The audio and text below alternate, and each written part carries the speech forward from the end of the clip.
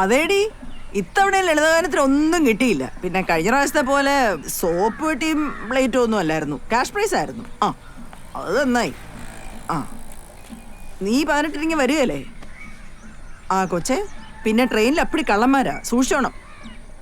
ആ അതേത് ട്രെയിൻ? പടാ എടാ, അവള് 18 വരും. സെമിസ്റ്റർ ഫീസ് കൊടുക്കണം. എങ്ങനാ?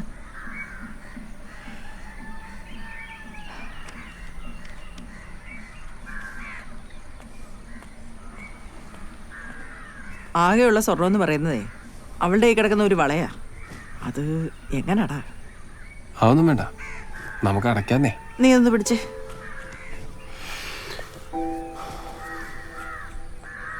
ഇങ്ങനെ അടയ്ക്കാന്നാ? നമുക്ക് അടയ്ക്കാമേ.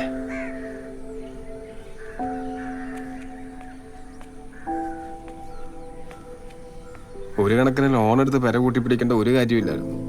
ഈ അവിടുന്ന് ഇവിടുന്ന് കടം മേടിച്ചു എത്ര കാലം? നമുക്കുള്ള എന്നാന്ന് വെച്ചാൽ അങ്ങ് വിറ്റേച്ച് ഭയങ്കര കടം അങ്ങ് തീർക്കാം. പിന്നെ വാടക വീടെങ്കിൽ വാടക വീട്, അത് മതിയെന്നേ. ഇതൊക്കെ നമുക്ക് അങ്ങനെ വിറ്റ് കളയാൻ പറ്റുമോ അമ്മേ? അപ്പ ഉണ്ടാക്കിയതല്ലേ.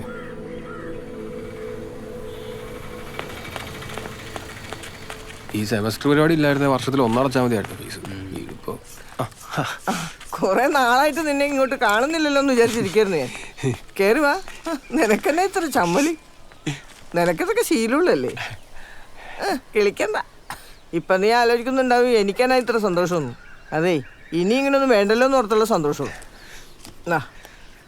Last and ഫൈനലാ. ഇനിയുള്ളതേ ഈ താലിമാല.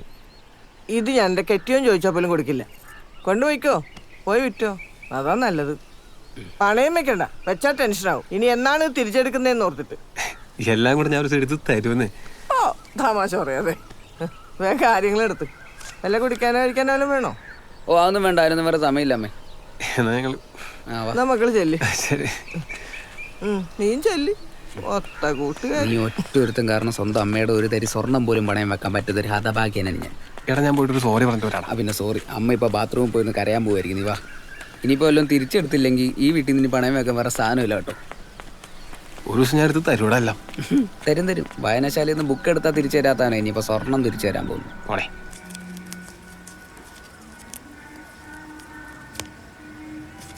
എടാ ജോസ്മോനെ, ഓ ഇതിപ്പോ ഒന്നരാടം കേടുവന്നോണ്ടിരിക്കുകയാണല്ലോടാ.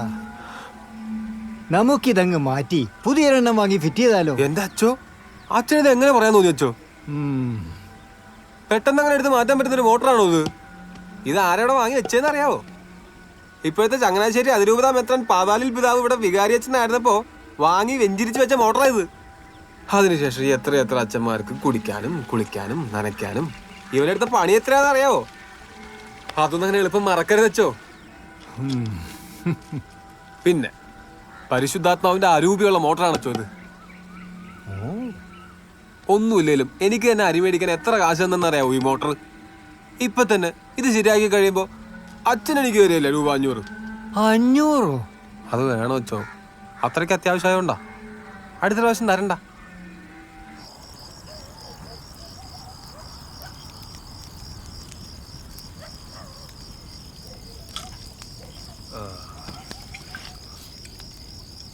എന്നാലും നീ ആ വികാരി അച്ഛനെ തന്നെ പണിയണ്ടായിരുന്നു ജോസ്മാനെ. ജീവിക്കണ്ടടാ. അപ്പൊ അവന്റെ അമ്മയുടെ വള വെച്ച കാശോ? അതിൻ്റെ അകത്തൊന്ന് കുറച്ച് കാശ് ചിട്ടിയും വട്ടിയൊക്കെ അടച്ചു തീർത്തു. പിന്നെ കുറച്ച് കാശ് പലിശക്കാരൻ അണ്ണാച്ചിക്ക് കൊടുത്തു. ഇല്ലേ പുള്ളി വണ്ടി സീസ് ചെയ്യാന്ന് പറഞ്ഞേ. ജോസ്മോനെ, നീ എനിക്ക് തരാനുള്ള കാശ് ഒന്നും ഇപ്പൊ തരണ്ടട്ടാ. താങ്ക് യു അപ്പൻ ചേട്ടാ. അപ്പൻ ചേട്ടൻ മാത്രമേ എന്നോട് സ്നേഹമുള്ളൂ. സ്നേഹം കൊണ്ടല്ല, നീ കാശ് തന്നാ പിന്നെയും ചോദിക്കും. അത് അവിടെ തന്നെ ഇരുന്നോട്ടെ, അതാ നല്ലത്. അല്ല ജസ്റ്റിൻ ചേട്ടാ, നിങ്ങളെങ്ങനെയാണ് അമേരിക്കയിൽ നിന്ന് കാശ് വാരിയത്? വരുന്ന കാശല്ലടാ, പിന്നെ അപ്പിയാ വരുന്നത്. അയ്യേ, ഒരു മദാമത്തലയുടെ അപ്പി വാരലടാ എന്റെ പണി. അങ്ങനെ വാരി എക്സ്പേർട്ടായ സമയത്താണ് എനിക്കൊരു കൊച്ചുണ്ടാകുന്നത്. അപ്പൊ എന്റെ ഭാര്യ പറഞ്ഞു, ഇനി കൊച്ചിന്റെ അപ്പി വാരിയാ മതി. അവക്ക് എന്റെ നാട്ടില് പ്രമാണിയാക്കണം. അതിനു വേണ്ടിയുള്ള ടെക്നിക്കാണ് ഈ ഓണാഘോഷ പരിപാടി സ്പോൺസറിങ് ഒക്കെ. ഞാൻ വെറും പിച്ചക്കാരനാണോ? അവിടെ അമ്മൂമ്മയുടെ ഒരു വിഗ് ചൂടെടുത്തിട്ട് പാടില്ല മനുഷ്യന്. എന്തായാലും കള്ളു പിടിച്ചവങ്ങളുള്ള സത്യം തുറന്നു പറഞ്ഞല്ലോ. ഡാ, സത്യത്തിന് മുഖം വികൃത നീ കേട്ടിട്ടുണ്ടോ? നീ കേട്ടിട്ടുണ്ടോടാ? കേട്ടിട്ടുണ്ട് കേട്ടിട്ടുണ്ട്. നീ ഉണ്ട് നീ അവൻ കേട്ടിട്ടുണ്ടെന്ന്. അപ്പൊ ഞാൻ പറഞ്ഞു വന്നത്, നീ നിന്റെ കൊച്ചിന്റെ അപ്പിയല്ലേ വരെ, നാട്ടുകാരുടെ കൊച്ചിന്റെ ഒന്നുമല്ലോ. ആ അത് നേരാണല്ലോ. ഇവിടെ വളർത്തിയ പെങ്ങൾക്ക് അങ്ങനെ ഫീസ് അടയ്ക്കുന്ന ഞാൻ അമേരിക്ക പിന്നെ എല്ലാ ജോലിക്കും അതിൻ്റെതായ ഒരു മാന്യത. ജോസ്മോനെ, നിന്റെ പെങ്ങളുടെ ഫീസ് അടയ്ക്കാൻ ഒരു മാർഗം പറഞ്ഞുതരാം. അതിന് നീ ഇങ്ങോട്ട് ഏറ്റു പോന്നേ. അതവിടെ ഇരുന്ന് പറഞ്ഞാൽ ശരിയാവത്തില്ല. അതാ നിന്റെ പെങ്ങളുടെ ഫീസ് അടയ്ക്കണമെങ്കിൽ നീ ആ ബുള്ളറ്റ് അങ്ങോട്ട് വിൽക്കണം.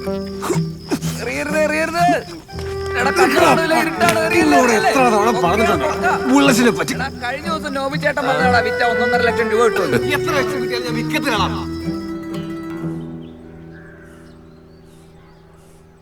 എടാ 10 പൈസയിലാണോ നീ ലോകം മുഴുവൻ കറങ്ങാൻ ഇറങ്ങി? എടാ ഇങ്ങനെ കറങ്ങാൻ ഇറങ്ങുമ്പോൾ നിനക്ക് you choose bus stand, railway station. Don't do this kind of പരിപാടി. ഒക്കെ എവിടെ നമ്മൾ അപ്പം ചേട്ടാ, ഞാൻ നൈസായിട്ട് ബില്ലൊരു 12,800 അടിച്ച് കയറ്റി വെച്ചിട്ടുണ്ട്. നീ അടിച്ച് കരുതി മുഴുവൻ മടക്കി നാളാക്കി വെച്ചോ. അവൻ്റെ കയ്യിൽ 10 പൈസ ഇല്ലടാ. വണ്ടി കാശ് ചോദിച്ചോണ്ട് നിൽക്കണത് ഇപ്പാ. ചേട്ടാ 100 രൂപ. 100 രൂപയോ? ഇനി നമ്മൾ അവന് കാശ് കൊടുക്കണോ? പോയൻ ഈ വഴിക്ക് കണ്ടേക്കരുത്. Thank you. പിന്നെ കാണാം. ഞാൻ പറയാം. വരൂ. നീ ഒറ്റ ഉത്തരവാദി. എടാ ഇവിടെ താമസങ്ങൾക്ക് അഡ്വാൻസ് വാങ്ങണ്ടാ. അല്ല, ഞാൻ അറിഞ്ഞോ ഇതുപോലെ സായിപ്പന്മാരൊക്കെ നമ്മളെ പോലെ പറ്റിക്കണവന്മാരുണ്ടെന്ന്. പക്ഷേ ഇവിടെ മനുഷ്യന് 1 വർഷം പണിയെടുത്താലും ഒന്ന് വീഗാലാൻഡ് പോലും പോകാൻ പറ്റൂല. ഓ,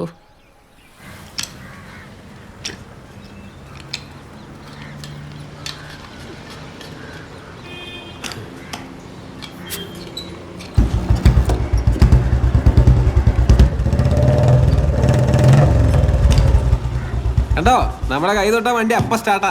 അത് ശരി. 2 ദിവസമായിട്ട് ഞാൻ ഇട്ട് കൊണ്ടത് വെറുതെയായി. അവിടെ ചേരൊക്കെ ഇരിപ്പുണ്ട്, നീ അത് നോക്കിക്കേ.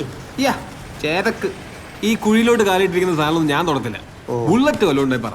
ബുള്ളറ്റിന് പറഞ്ഞോ സാറേ, ഒരു സ്പ്ലെൻഡർ ഇരിപ്പുണ്ട്. ഹോണ്ടക്കാരുടേതാ. സാറിൻ്റെ കൈ കൊണ്ട് തൊട്ടാൽ ഹോണ്ടക്കാർക്ക് അത് വലിയ സന്തോഷമാവും. വേണ്ട വേണ്ട, ഞാൻ പോവാ. അല്ലാതെ നാളെ വരണം കേട്ടോ. നാളെ പെയിന്റിംഗ് കൊണ്ട്. അപ്പൊ അച്ഛനെ ഞാൻ പോവാ. കൂലിയെല്ലാം കൂടെ ഒരുമിച്ച് തന്നാൽ മതി.